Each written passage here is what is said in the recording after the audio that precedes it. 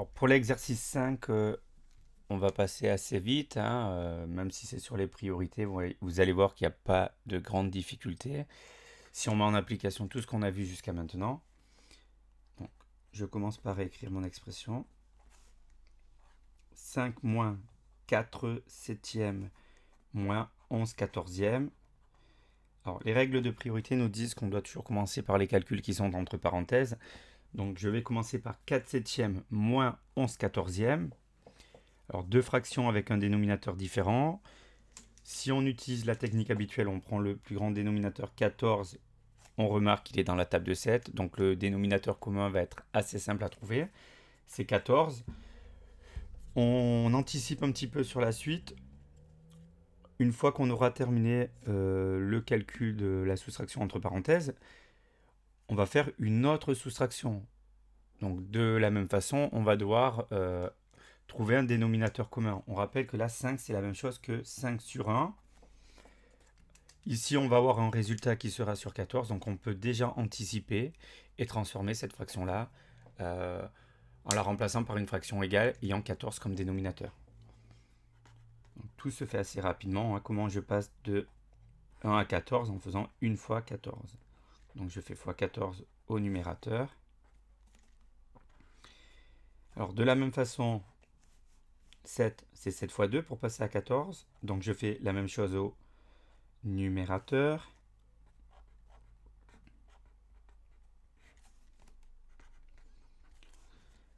Maintenant, alors on calcule nos produits. 5 fois 14, ça fait 70. Donc 70 sur 14, moins, entre parenthèses, je me retrouve avec quoi?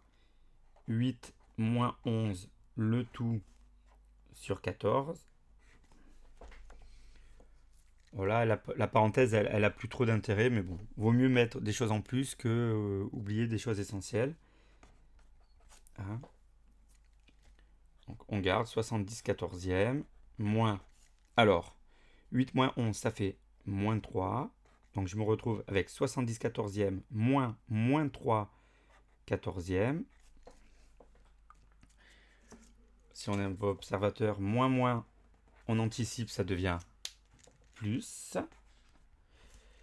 Donc on se retrouve avec 70 plus 3, le tout sur 14, ce qui nous fait 73 quatorzièmes. Alors là, à savoir, est-ce qu'on a une fraction irréductible ou pas? 14, c'est la table de 14, c'est la table de 2 et de 7. Alors 73 n'est pas dans la table de 2. Est-ce que 73 est dans la table de 7? 7 fois 10, 70. J'y rajoute encore une fois 7. Ça va faire 77. Donc notre nombre, il est ni dans la table de 2, ni dans la table de 7. Il ne sera certainement pas dans la table de 14, qui est 2 fois 7. Donc on a terminé.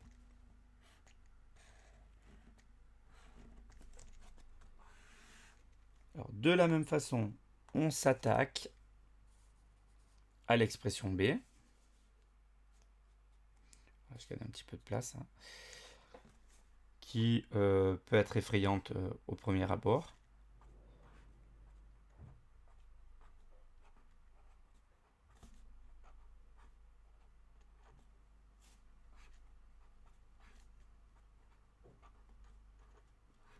Alors, on voit qu'on a des calculs entre parenthèses qui vont être prioritaires.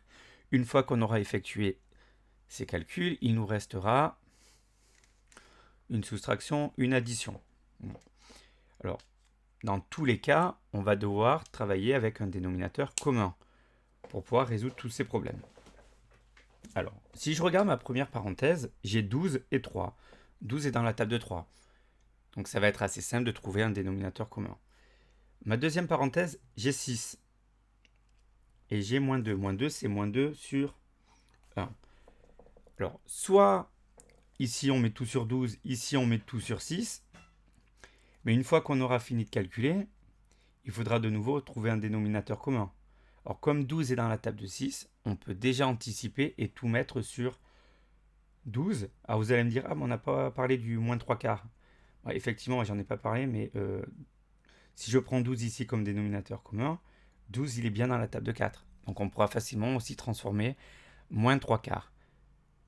Alors, je ferai une petite remarque, si jamais vous êtes parti ici d'abord en mettant tout sur 6, vous devriez être arrivé à moins 13 sixièmes, ça c'est pour ceux qui ont travaillé avec 6, d'accord? Et après vous êtes passé sur 12. Donc ici on va tout faire directement sur 12. On va faire une grande transformation dès le départ. Alors on a dit ici on va le mettre sur 12 aussi, le moins 3 quarts. Donc moins, pour passer sur 12 on fait quoi? 3 fois 3 sur 4 fois 3. Moins, alors moins 5 douzièmes, ça on n'y touche pas.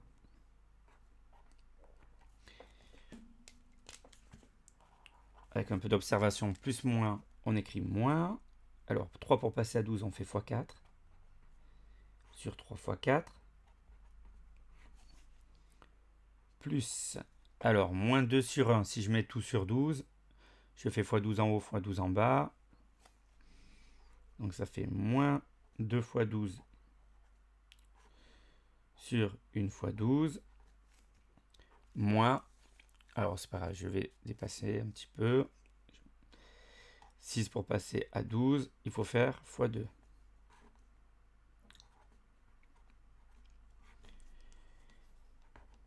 Donc, on y va. 3 fois 3, 9 douzièmes. Moins 9 douzièmes. Moins. Alors, si je mets tout sur 12, donc j'ai moins 5, moins 4. Vous voyez, là, j'ai pas mis les parenthèses. Si vous laissez les parenthèses, c'est pas bien grave. Plus, encore une fois, tout sur 12. Moins 2 fois 12, moins 24. Moins 1 fois 2, moins 2.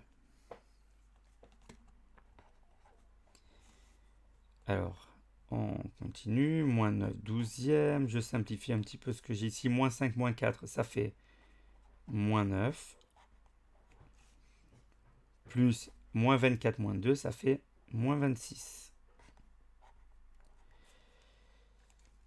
Alors là, on va terminer. On va tout mettre sur 12. Alors, hop. Notre dénominateur commun. Maintenant, on va ajouter et soustraire les numérateurs. On fait bien attention. Hein. Moins 9. Moins moins. Plus 9. Plus moins, ça fait moins 26.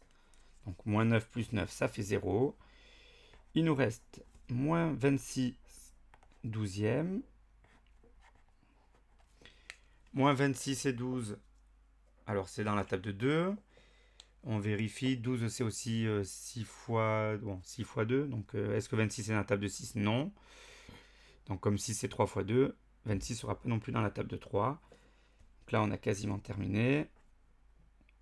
2 fois 13 sur 2 fois 6. On simplifie par 2. Et il nous reste